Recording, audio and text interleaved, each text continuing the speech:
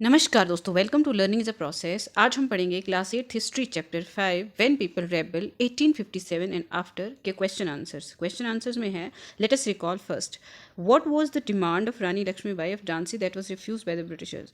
देखो, हमने ये चैप्टर में बहुत अच्छे से पढ़ा था कि पूरा डिटेल में पढ़ा है। तो अब हम आंसर देखते हैं। When the husband of Rani Lakshmibai of Jhansi died she demanded that her adopted son should be recognize as the heir to the kingdom.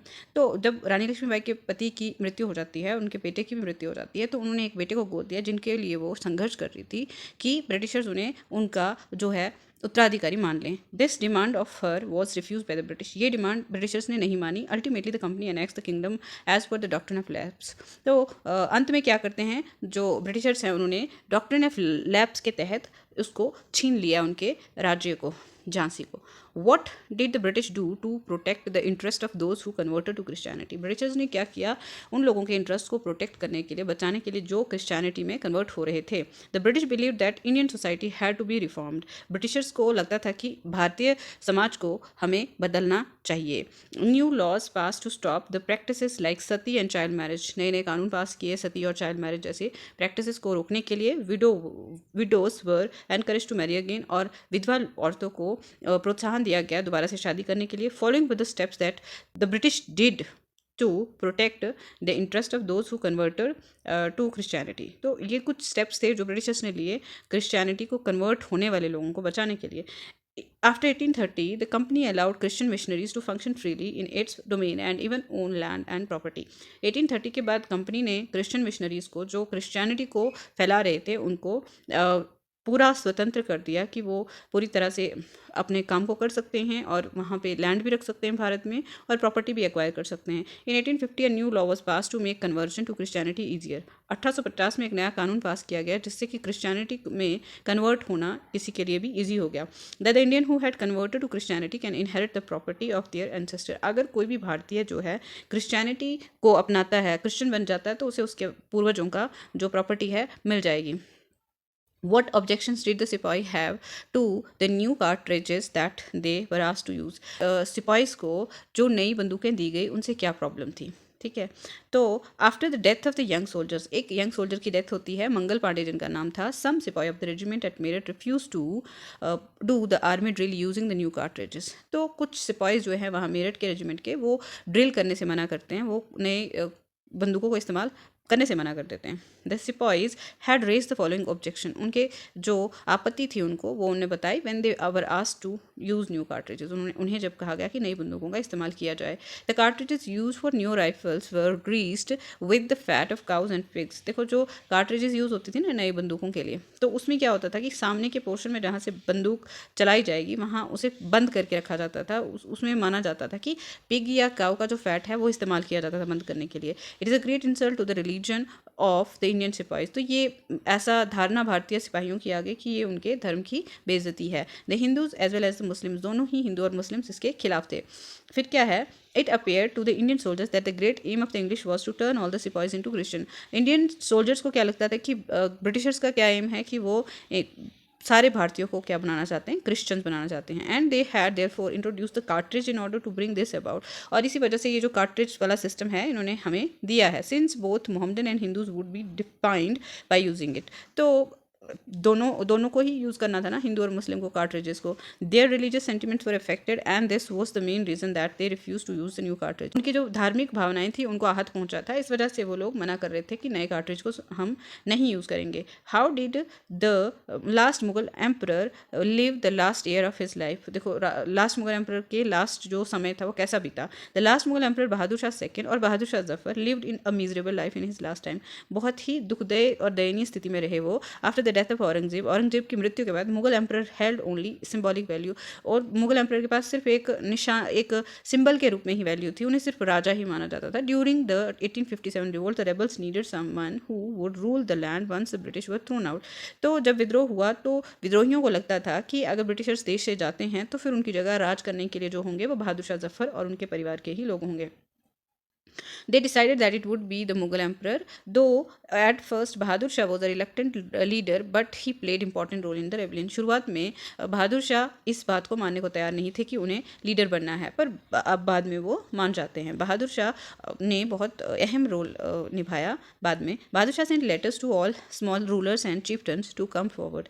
बहादुर शाह ने पत्र भेजे सभी छोटे छोटे राजाओं को और छोटे छोटे सरदारों को कि वो सब लोग जो विद्रोह में हैं साथ दें. But when the British capture Delhi in September 1857 AD, जब ब्रिटिशर्स ने कैप्चर कर दिया दिल्ली को सितंबर 1857 में, Bahadur Shah left Lucknow. From there he continued his fight against the British. तो फिर बहादुर शाह ने उसके बाद क्या किया, अपना स्ट्रगल जो है ब्रिटिशर्स के अगेंस्ट शुरू कर दिया. At last when the revolt was suppressed, his son along with some other rebels were captured by the English.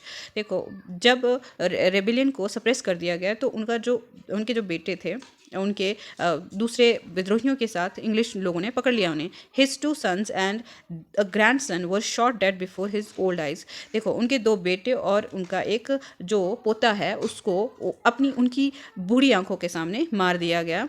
There dead bodies were hanged at the Khooni Darwaza. उनकी जो डेड बॉडीज़ थी उन्हें खूनी दरवाजे के सामने लटका दिया गया.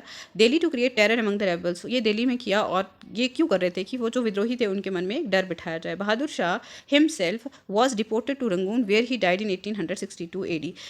तो बहादुर शाह को डिपोर्ट कर दिया गया रंगून के लिए, जहाँ पे वो 1862 में मर जाते हैं अंत में. हिज लास्ट वर्ड्स वर, उनके जो अंतिम शब्द ये थे, Zafar was really unfortunate. Zafar सही में बदकिस्मत थे. For he could not get 6 feet grave, कि उन्हें एक 6 फुट की कब्र तक नसीब नहीं हुई. In the street of his beloved country, उनकी प्यारी कंट्री में, उनके प्यारे देश में.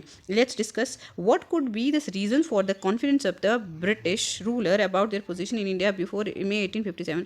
क्या कारण था कि ब्रिटिशर्स इतने ज़्यादा आत्मविश्वास से भरे हुए थे 1857 के विद्रोह से पहले. After the 100 years of conquest and administration, British were reluctant to any rebellion in India as they were able to localize them then and there. ऐसा था कि अब 100 ईयर्स हो गए थे ब्रिटिशर्स को यहाँ पे राज करते हुए, और उन्होंने जब भी कोई विद्रोह होता था उसे वो वहीं के वहीं कुचल देते थे. They never thought that the issue of new cartridge would cause them that much problem in India. उन्हें कभी ये सोचा ही नहीं था कि कभी इतना छोटा सा बंदूक को लेकर के एक इशू जो है वो इतना बड़ा परेशानी का मुद्दा बन जाएगा उनके लिए. The reason for the confidence of the British rulers about their position in India before May 1857 वर, जो कारण थे कॉन्फिडेंस के ब्रिटिशर्स के यहाँ पे भारत में क्या थे वो. देयर वर सेवरल राइट्स, बहुत सारे विद्रोह हुए, रेबिलियन हुए, and revolt which occurred before May 1857, but all these were suppressed by the British then and there. सभी को उन्होंने वहीं पे कुचल दिया था, विद्रोहों को जब भी होता था. The Indian nawabs had gradually lost their powers. Nawabs की पावर्स भी छिन गई थी धीरे धीरे. अथॉरिटी एंड ऑनर भी उनका चला गया था. British Governor General posted their resident in several courts. The freedom of the rulers reduced, their armed forces disbanded, and their revenue and territories taken away state by state. Governor general ने क्या कर दिया था, हर एक राजा के दरबार में अपने लोगों को बिठा के रखा था, जिसकी वजह से उनकी अपनी स्वतंत्रता खत्म हो चुकी थी राजाओं की, और उन्होंने बहुत सारे फोर्सेस भी सब्सिडी अलायंस के तहत उनसे छीन ली गई थी, और धीरे धीरे स्टेज बाय स्टेज वो बहुत सारी चीज़ें उनसे छीन चुके थे. The company was confident of its military power. Company को विश्वास था कि वो मिलिट्री के तौर पर बहुत ताकतवर है. इन 1856 governor general Canning decided that Bahadur Shah Zafar would be the last Mughal king, and after his death none of his descendants would be recognized as king. They would just be called prince. 1856 में जो governor general थे Canning, उन्होंने ये decide कर दिया, उन्होंने ये निर्णय लिया कि बहादुर शाह जफर जो है वो लास्ट मुगल राजा होंगे. उसके बाद कोई भी मुगल राजा नहीं होगा. बाकी जितने भी लोग हैं वो होंगे वो प्रिंस कहे जाएंगे. What impact did Bahadur Shah Zafar support to the rebellion have in the people and the ruling family? तो बहादुर शाह जफ़र की रेबिलियन को सपोर्ट करने से क्या असर हुए, और जो राजा थे उनके परिवारों पे उनका क्या प्रभाव था. Though the rebels were determined to bring the East India company's rule in the country to an end. सभी रेबल्स विद्रोही क्या चाहते थे कि ईस्ट इंडिया कंपनी का देश से जो है राज खत्म करना है. They were faced with the question as who would rule and the land once British were thrown out of the country. तो उनके मन में ये क्वेश्चन था कि अब राज कौन करेगा अगर एक बार ब्रिटिशर्स को यहाँ से हम निकाल देते हैं. उसके बाद the answers to this question lay in red fort. अब इस क्वेश्चन का आंसर कहाँ पे था, रेड फोर्ट में था, इन दिल्ली में. When the rebel forces reached, वहाँ पे पहुँचते हैं वो Delhi. Red Fort Bahadur Shah was reluctant to take on the might of the British. अब ये बहादुर शाह जो थे उनको ब्रिटिशर्स की ताकत पता थी, इसीलिए वो कुछ भी कहना नहीं चाहते थे, वो पहले रोक रहे थे अपने आप को. However he had to give in, बाद में उन्हें मानना पड़ा. In was proclaimed the leader of the rebels, और उन्हें लीडर घोषित कर दिया गया विद्रोहियों का. Bahadur Shah Zafar's decision to bless the rebellion change the entire situation and it had the following impacts. जो बहादुर शाह जफर ने एक बारी रेबेलियन को, विद्रोह को अपना समर्थन दे दिया, इससे जो पूरा स्थिति है वो बदल गई. People felt inspired and enthused. लोगों को क्या है, एक प्रोत्साहन मिला और एक जोश मिला. It gave them courage. उन्हें एक करेज मिला, एक हिम्मत मिली. Hope and confidence to act. और उन्हें आशा मिली और एक विश्वास मिला काम करने का. The emperor wrote the letters to the small rulers and chieftain of the country to come forward against the British rule in India. Emperor जो है चिट्ठियाँ लिखते हैं सभी राजाओं को, सभी चिफ्टन्स को, कि वो ब्रिटिशर्स के अगेंस्ट युद्ध करें. Regiment after regiment mutinied and took off to join other troops at nodal points like Delhi, Kanpur and Lucknow. सारी रेजिमेंट्स ने म्यूटिनी कर दी, विद्रोह कर दिया, और सब ने नोडल पॉइंट्स पे ज्वाइन करना शुरू कर दिया, जैसे दिल्ली में, कानपुर में और लखनऊ में. Nana Sahib, the adopted son of the late Peshwa Bajirao, gathered armed forces and expelled the British garrison from the city. Nana Sahib ने क्या किया, जो अडॉप्टेड सन थे किसके, पेशवा बाजीराव के, वो वहाँ उन्होंने आर्म्ड फोर्सेस जो है इकट्ठी करी ताकि ब्रिटिशर्स को वहाँ से, शहर से भगा सकें. He declared himself that he was the governor under emperor Bahadur Shah. उन्होंने अपने आप को गवर्नर कहा, नाना साहिब ने, कि वो बहादुर शाह जफर के अंडर एक गवर्नर हैं. Birjis Qadr, the son of the depose Nawab Wajid Ali Shah, was made the new nawab in Lucknow. Lucknow के नए नवाब बिरजिस कद्र को घोषित कर दिया गया, जो कि वाजिद अली शाह के बेटे थे. He took acknowledged the suzerainty of the बहादुर शाह जफर. उन्होंने बहादुर शाह जफर को अपना राजा माना. How did the British succeeded in securing the submission of the rebel land owners of Awadh? तो ब्रिटिश जो थे कैसे कामयाब हो जाते हैं कि वो सारे विद्रोहियों को अपने अंडर कर दें. The wide spread popular rebellion developed in the region of Awadh in particular. जो पॉपुलर रेबिलियन था वो कहाँ पे हुआ था, अवध में हुआ था. The village took to arms and the landlords led लेट देम. जो गांव में थे वो लोग भी काफी विद्रोह में खड़े हो गए थे, और जो वहाँ के लैंड लॉर्ड्स थे उन्होंने उन्हें लीड किया, उन्होंने नेतृत्व किया उनका. The victories against the British had earlier encourage rebellion. जो विक्ट्रीज थी ना ब्रिटिशर्स के अगेंस्ट, उससे क्या होता है कि जो विद्रोही हैं उन्हें एक प्रोत्साहन मिलता है. शुरू में वो जीत जाते हैं जब, तो उनको अच्छा लगता है. The defeat of rebel forces including land owners of Awadh encourage desertions. अब बाद में क्या हो गया, अब लैंडलॉर्ड्स हारने लगे और रेबल्स भी हारने लगे, तो उनके मन को एक हीन भावना आने लगी. After the defeat of the rebel forces the British had a two pronged strategy to suppress the rebels and rebellion. तो जैसे ही वो ब्रिटिश विद्रोही हार जाते हैं, तो ब्रिटिशर्स ने दो तरह की स्ट्रेटजी अपनाई, जिसमें वो क्या करते थे कि रेबल्स, विद्रोहियों को सप्रेस करना और विद्रोह को भी सप्रेस करना अपनाया उन्होंने. On the one hand, they tried and hanged the rebel leaders who challenged their authority and could do so again in the future. एक हाथ से तो उन्होंने क्या किया कि विद्रोहियों के लीडर जो थे उन्हें उनके ऊपर केस किया और उन्हें फांसी पे चढ़ा दिया, ताकि कोई भविष्य में ऐसा ना कर सके उनके खिलाफ. ऑन द अदर हैंड, दूसरी तरफ क्या किया, the British also tried their best to win back the loyalties of the people. और उन्होंने लोगों के जीतने का भी पूरा प्रयास किया कि they announce rewards for those who would remain faithful to them. और उन्होंने उन लोगों के लिए रिवॉर्ड्स भी अनाउंस किए जो उनके लिए ईमानदार थे.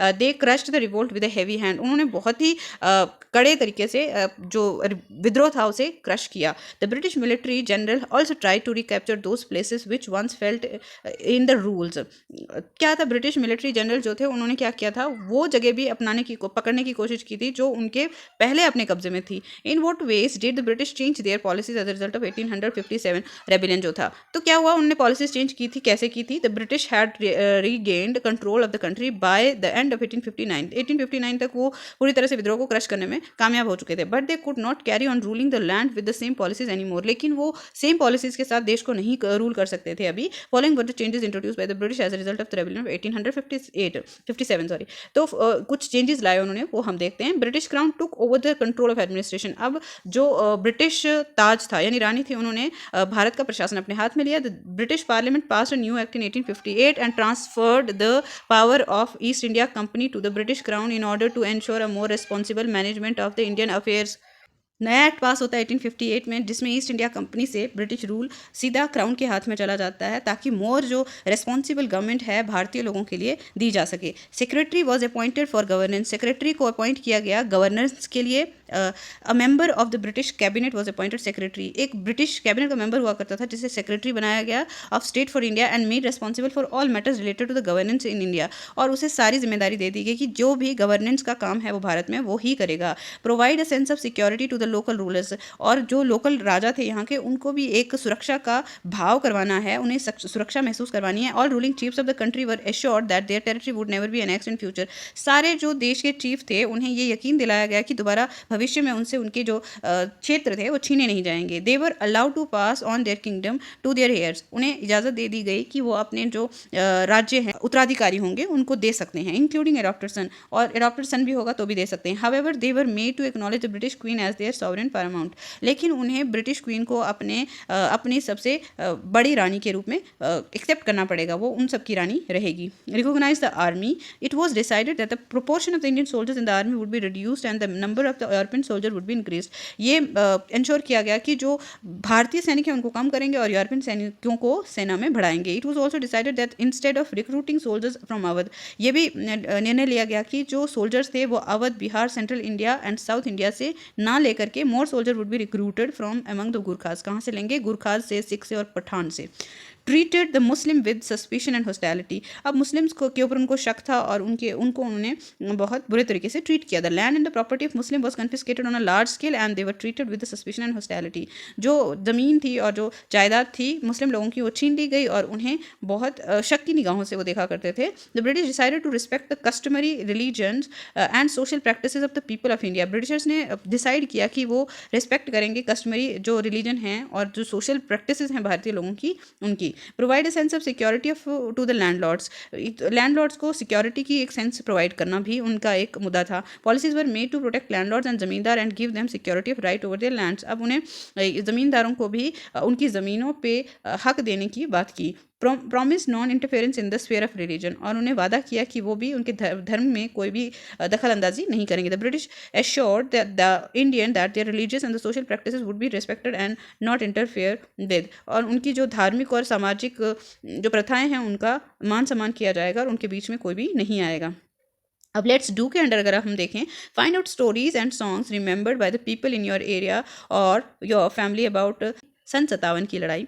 What memories do people cherish about the great uprising, तो क्या यादें हैं उनकी। देखो अगर आपके एरिया में कोई भी है ऐसा कोई गाने उस समय से लेकर जुड़े हैं तो आप लिख सकते हैं वो। Find out more about Rani Lakshmibai of Jhansi, उनकी स्टोरी पढ़ें आप लोग। In what way would she have been an unusual women for her times, कैसे वो अपने समय की सबसे अनोखी स्त्री थी। तो देखो चैप्टर हमारा खत्म हुआ, एक्सरसाइज वर्क खत्म हुई। इसी के साथ हम मिलेंगे अब नेक्स्ट वीडियो में नए चैप्टर के साथ। तब तक के लिए आप लोग पढ़ते रहें धन्यवाद।